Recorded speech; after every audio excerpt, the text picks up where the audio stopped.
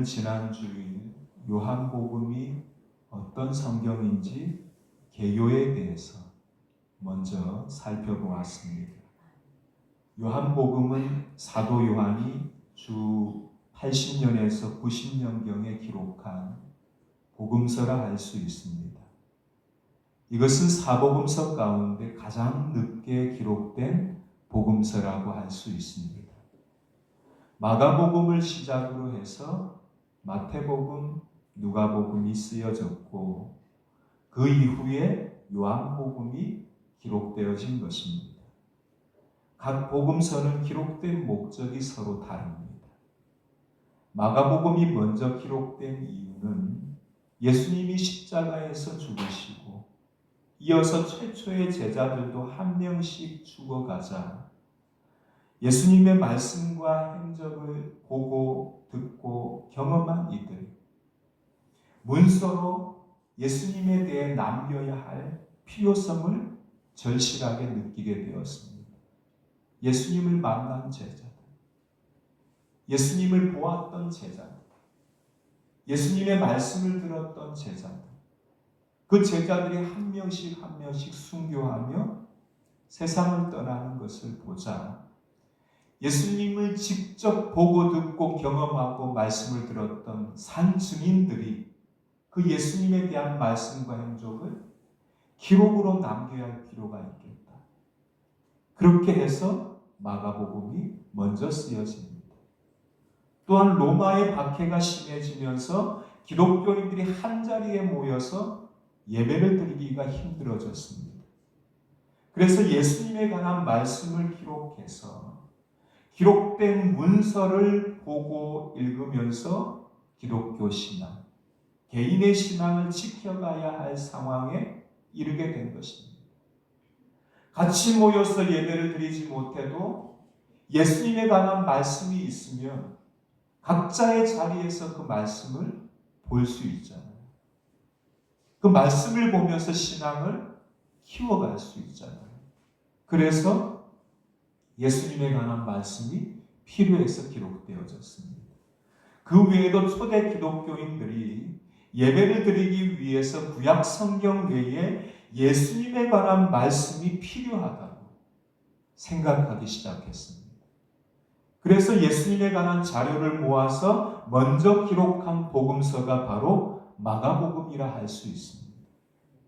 그로 인해서 마가복음은 긴급한 필요로 기록된 복음서이기 때문에 사복음서 중에서 가장 분량이 적은 복음서라고 할 수 있습니다.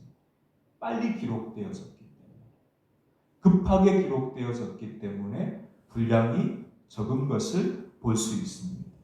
그 이후에 마가복음을 토대로 해서 유대인을 상대로 예수님을 전하기 위해 마태복음이 기록되어집니다. 이방인을 대상으로 해서는 누가복음이 기록되어집니다. 이렇게 마가복음, 마태복음, 누가복음은 주로 예수님의 행적과 말씀을 중심으로 기록되어졌기에 공관복음서라고 부릅니다. 예수님의 행적과 말씀이라는 공통된 관점으로 기록된 복음서라는 것입니다. 그런데 갈수록 기독교인들의 신앙이 그 신앙을 지켜가는 것이 힘들어졌습니다. 외부적으로는 로마의 박해가 극심해졌습니다. 내부적으로는 유대인들의 핍박이 더욱 거세어졌습니다. 이러한 신앙의 위기를 극복하기 위해서 쓰여진 복음서가 바로 요한복음입니다. 요한복음은 예수님이 누구신지를 분명하게 제시해 줍니다. 요한복음은 예수님을 하나님의 아들 그리스도라고 강조합니다. 그래서 요한복음은 예수님이 행하신 일들을 소개하면서 그 속에 담겨있는 의미와 해설에 초점을 맞추고 있습니다. 예수님이 누구신지 분명히 알고 다가오는 시련과 환난을 예수님 안에서 이기라는 것입니다. 지금 환난의 시대를 살아가는 우리에게도 요한복음의 메시지는 절실하게 필요한 말씀이라 할 수 있습니다. 사도 요한은 요한복음을 시작하면서 예수님을 말씀이라는 상징으로 은유로 메타포로 소개하고 있습니다. 이 말씀은 세상이 있기 전에 태초에 계신 영원전부터 계신 성자 하나님이라는 것입니다. 그 말씀이 육신을 입고 이 땅에 오셨는데 그분이 바로 예수 그리스도라는 것입니다.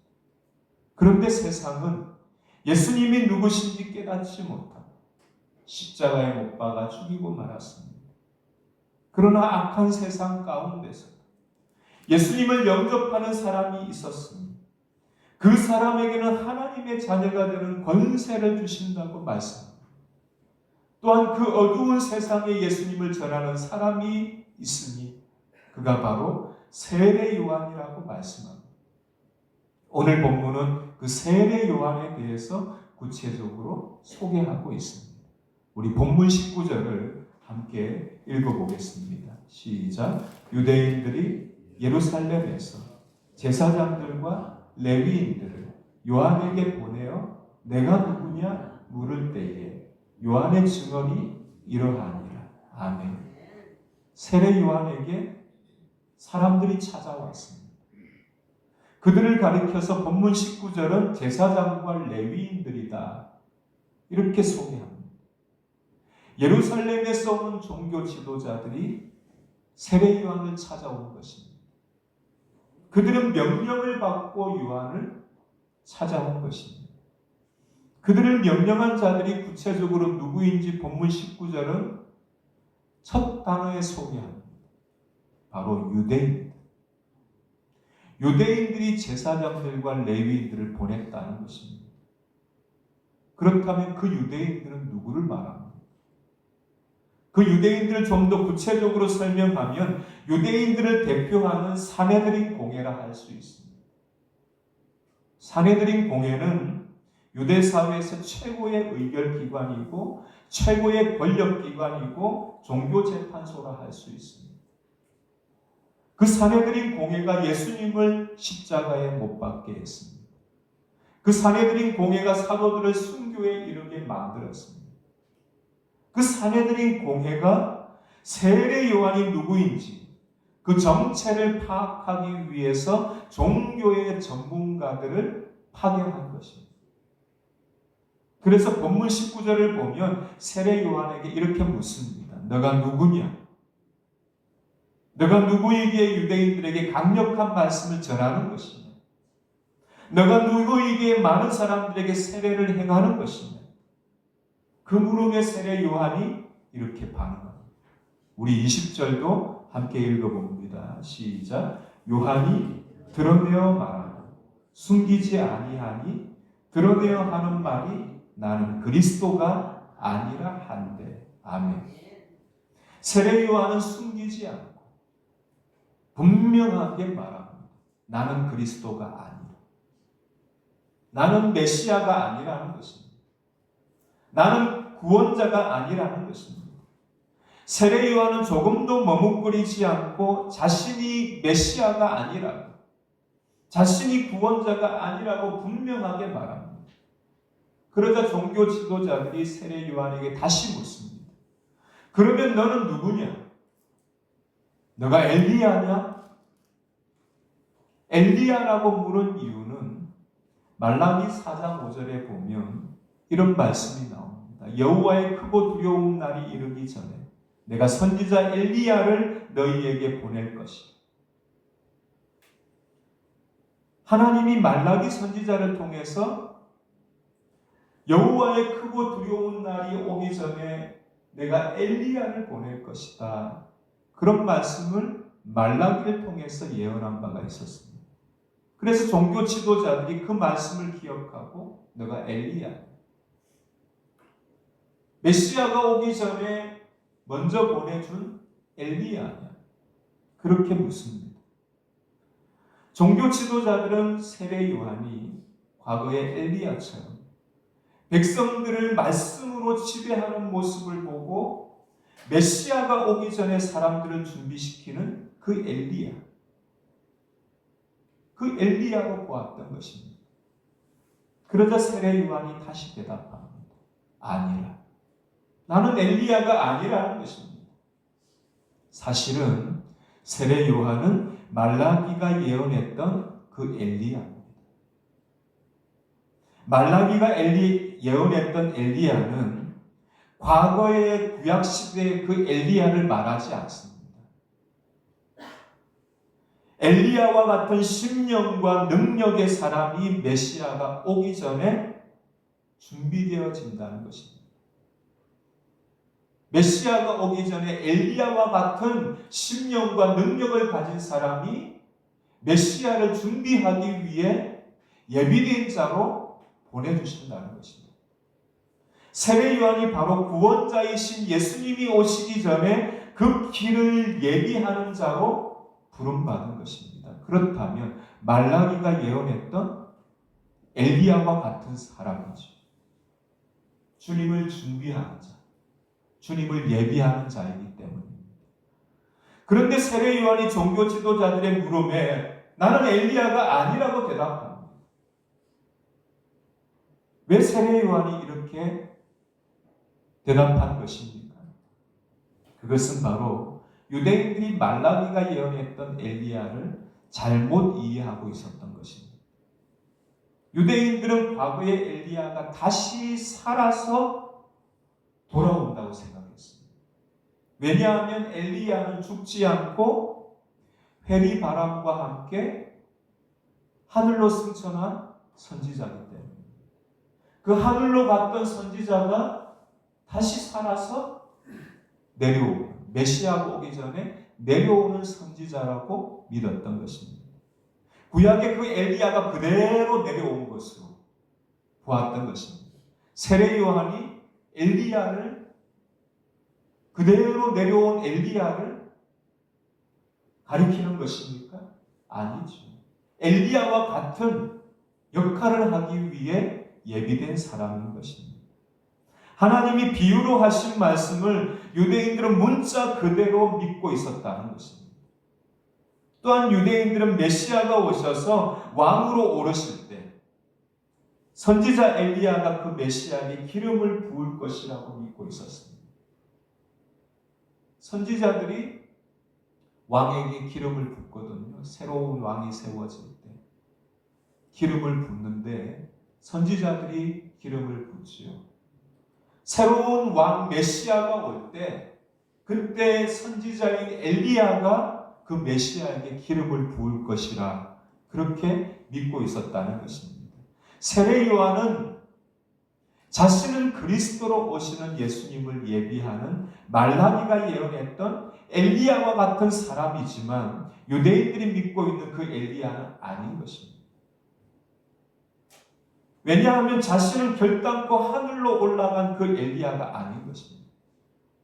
또한 그리스도의 머리에 왕으로 기름을 붓는 의식을 행할 사람도 아닌 것입니다. 뒤에 살펴보겠습니다마는 세례 요한은 예수님에게 머리에 기름을 부은 것이 아니라 물로 세례를 베푼 자입니다. 기름을 붓는 것이 아니라 예수님에게 물로 세례를 행했지만 결단코 왕으로 세우는 기름 부음의 의식을 행한 자는 아닙니다.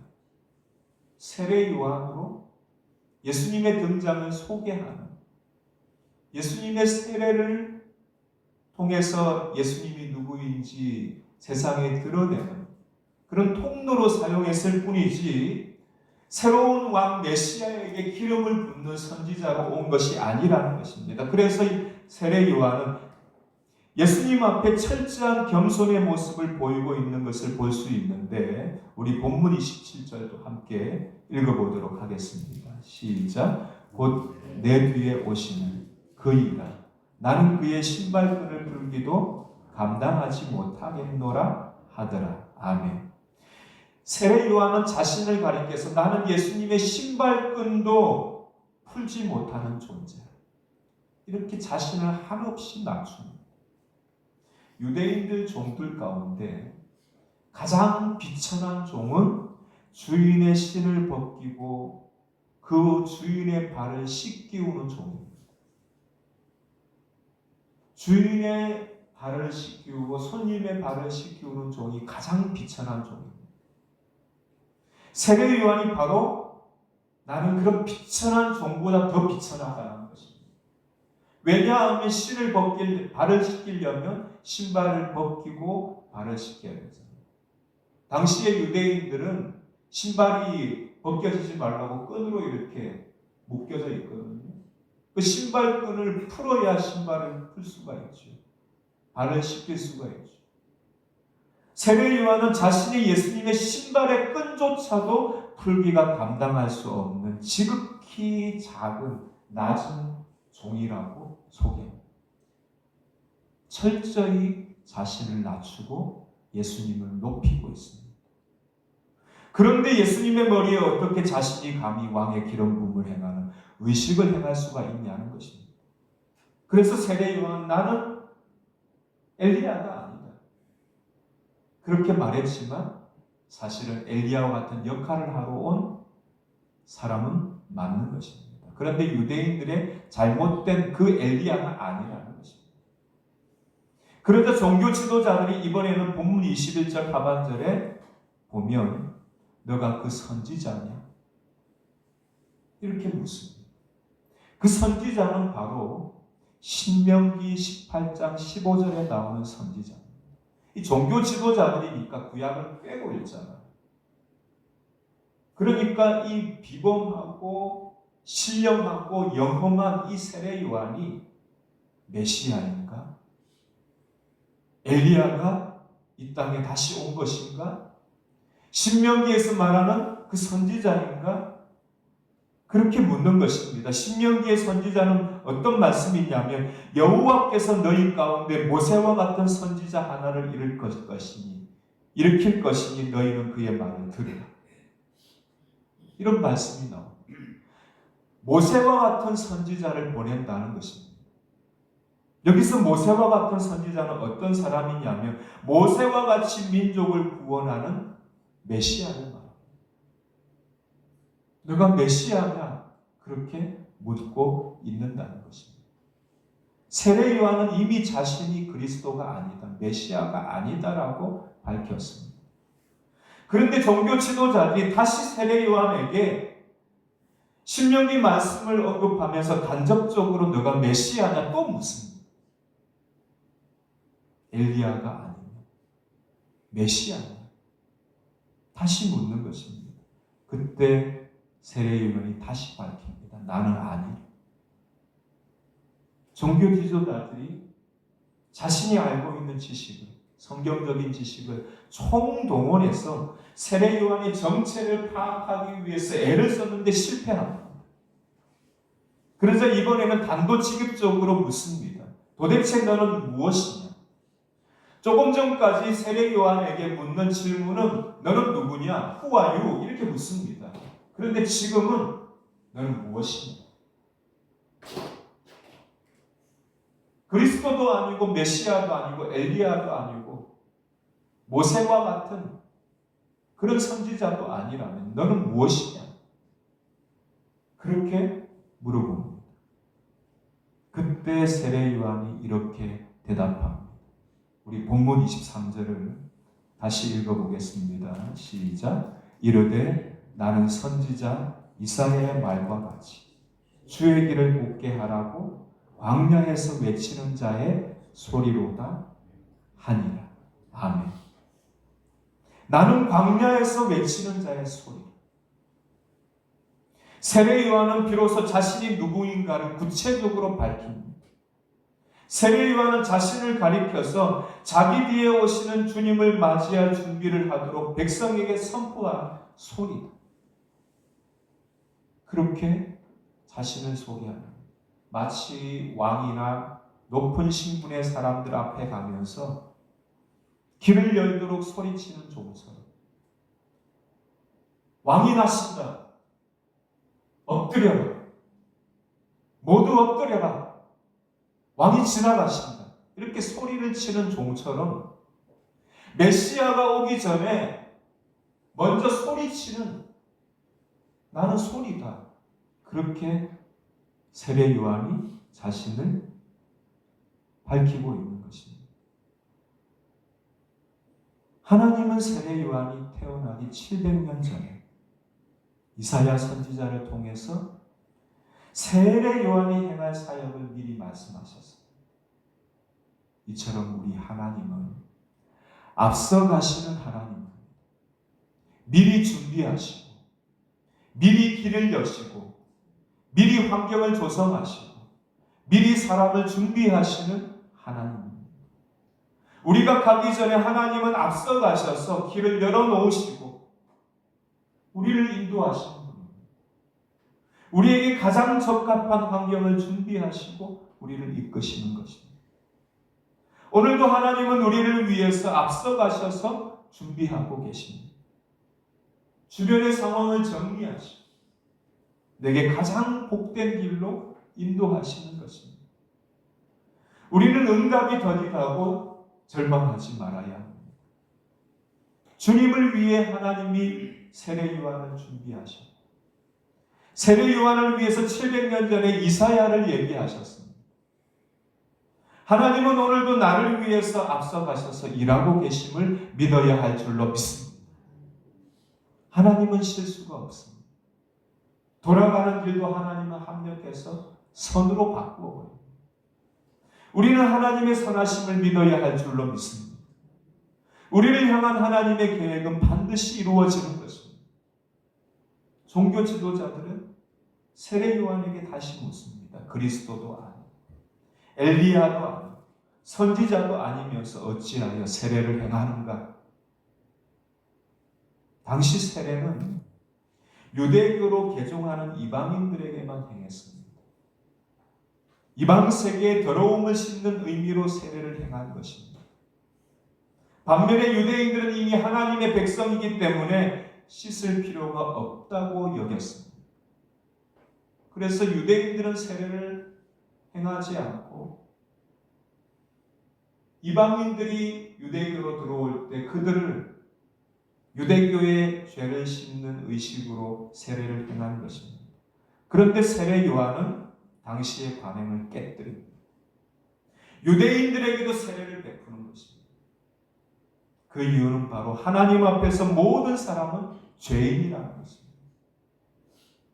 그래서 예수님이 공생애를 시작하면서 첫 번째 하셨던 그 말씀, 설교가 무엇입니까? 회개하라, 천국이 가까웠다. 그렇게 말씀했는데 세례 요한도 그렇게 전하거든요. 회개하라. 주님 맞을 준비를 해라. 세례 요한은 그렇게 베푼 세례가 물 세례지만 그 물 세례의 의미는 회개를 위한 세례라는 것입니다.